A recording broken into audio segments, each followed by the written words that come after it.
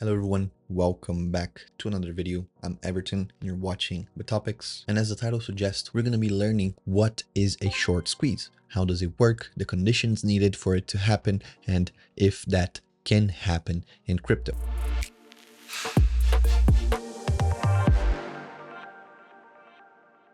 So starting from the beginning, what is a short squeeze? The short squeeze is composed by two separate things happening. The first one is the short selling. So what is a short selling?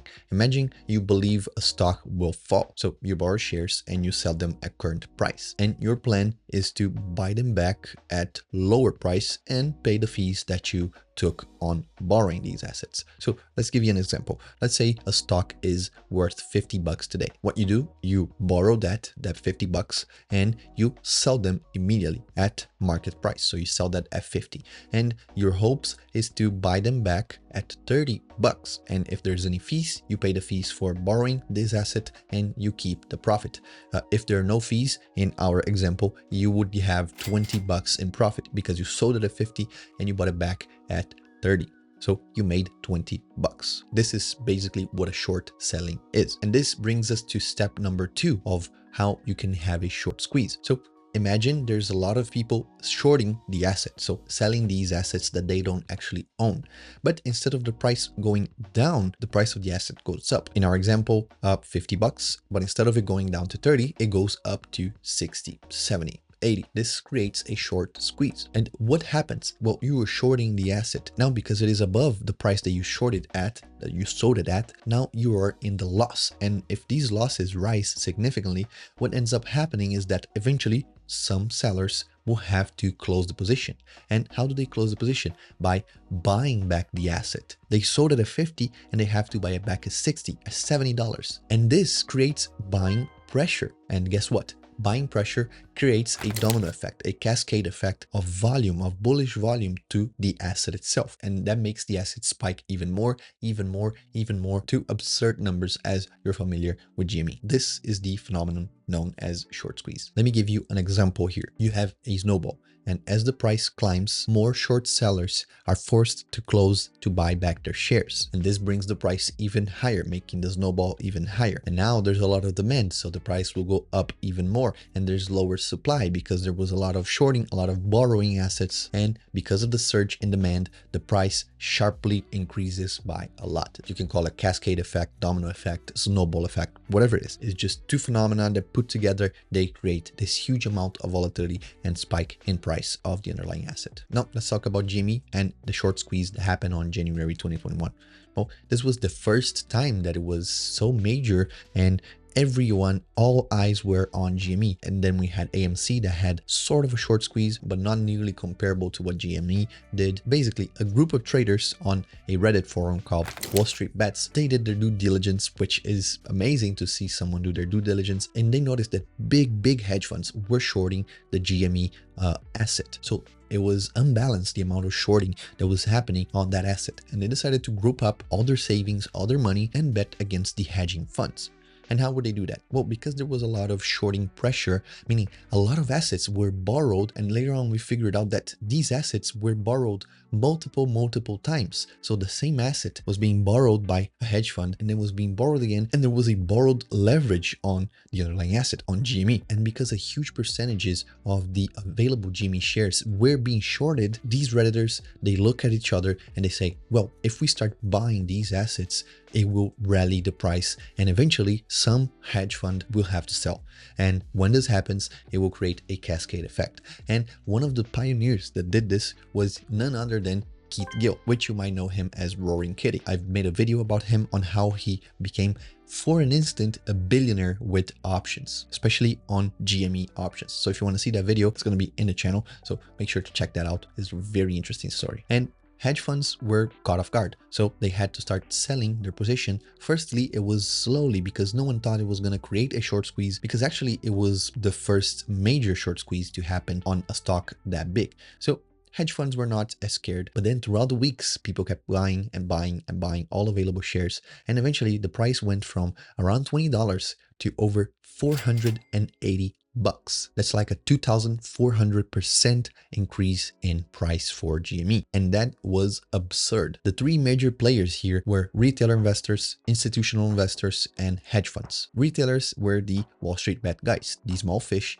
that bundle up together and they became sort of like a big whale, a massive whale. Institutions and hedge funds, they were primarily on the other side of this battle. They were the ones shorting the asset in the first place because they didn't see the potential in GME. On GameStop itself, it was not performing good. The pandemic hit, so a lot of stores closed. No one was buying physical assets, only digital. So profits were very, very low, very dry on GME. This is why institutions and hedge funds were shorting the asset in the first place. Now, what are the conditions for a short squeeze to occur?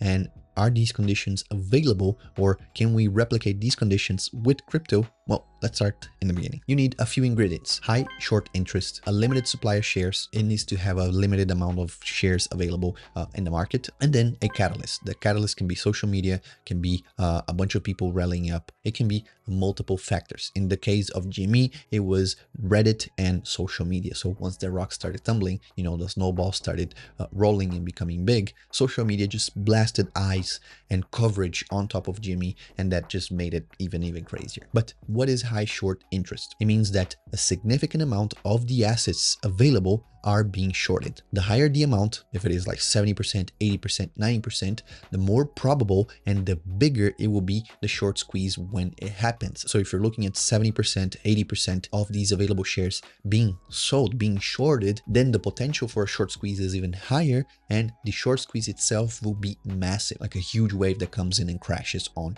these people that were shorting the asset. A limited supply is the amount of shares. So if the supply, the available shares are like 1 million shares compared to, let's say, another asset that has 100 million shares available, then you can see that this is a limited supply. The 1 million shares is limited supply. And the more limited the supply, the easier it is for the catalyst to start this effect, to start this short squeeze from happen. And the catalyst is the coordinated event. It can be an event, data being released, news being released, some huge thing. Let's say if a CEO of a company is arrested for murder or something crazy like that, then this is a huge catalyst for the underlying asset, for the company, for the business, you know. In the case of GME, this was a coordinated event that happened on the subreddit on Wall Street Bets. You combine all these ingredients and everything nice.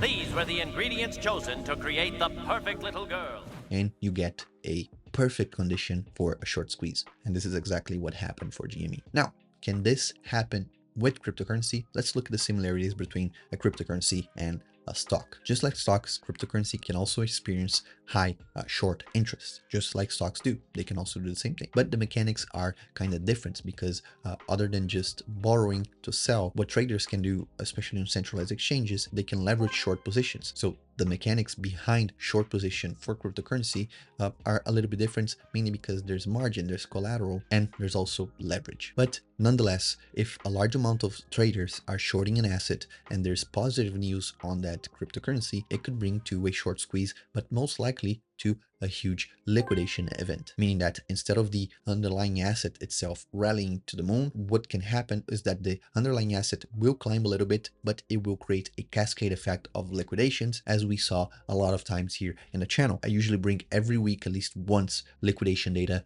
for Bitcoin and Ethereum, because there's a lot of people that short or long the asset, and if the asset goes on the opposite direction that they're placing their trade on, then they're going to get liquidated if it goes through a certain threshold. But there is some difference. For example, you don't need to borrow these shares to open a short position. We do have borrowing in crypto, but usually when you do borrowing, especially in DeFi, what you're trying to do is trying to get yield out of that by looping the same position. So borrowing and lending at the same protocol or somewhere else to create extra yield on top of it. Or most of the time, you're just borrowing against something that you put as collateral to get yield, exposure, whatever it is. The mechanism for shorting on cryptocurrencies are a little bit different, as I said before. Additionally, crypto compared to GME has way more liquidity. These big cryptocurrencies, they do have way more liquidity than GME, for example. And that is even counting just DeFi. So not only SECs, but also DEXs, they do have a lot of liquidity, millions and millions of dollars of liquidity throughout DeFi and throughout centralized exchanges. So usually there's way more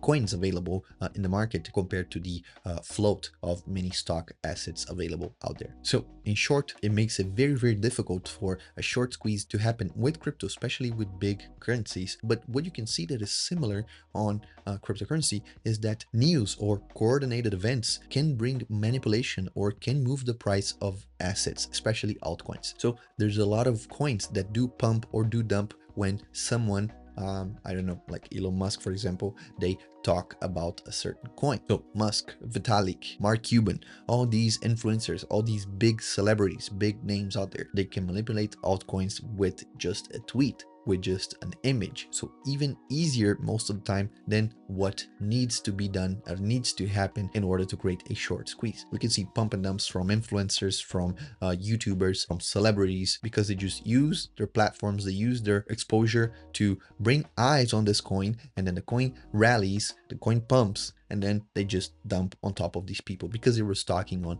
millions and if not billions or trillions of tokens, and then they just sell it at the very top. So to sum up, understanding short squeeze is very important, and this applies even if you don't have stocks. If you don't own stocks, you're all in crypto, you need to understand, because understanding is protecting. So the more you know, the more you're protected against things that are similar, maybe not a short squeeze per se, but things that happen in a similar way as a short squeeze, even in crypto. Because again, at the end of the day, short squeeze can be profitable from one side, but on the other side, it can be disastrous. So everyone sees just the gains that everyone made with GME, but no one actually starts looking at the losses that not only hedge funds and institutional traders, but also other people who didn't believe the short squeeze was possible, so they kept shorting. So they also shorted because they believed retailers were going to get wrecked. A lot of people, a lot of small fish, just like you and me, they also got wrecked on the GME event itself or after the event because they were diamond handing. So there's a lot to learn. There's a lot to understand when it comes to profit and loss on how you understand market mechanics and market conditions. And the GME stock is a very good example of this phenomena,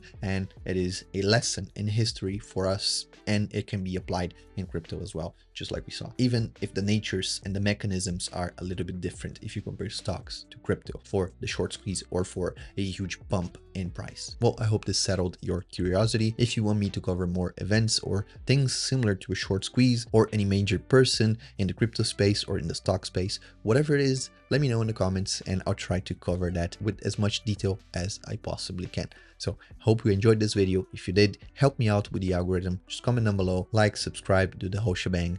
And if you can also share this video with your friends. That will mean a lot to me. So I hope you guys enjoyed, and I'll catch you guys on the next video. Peace.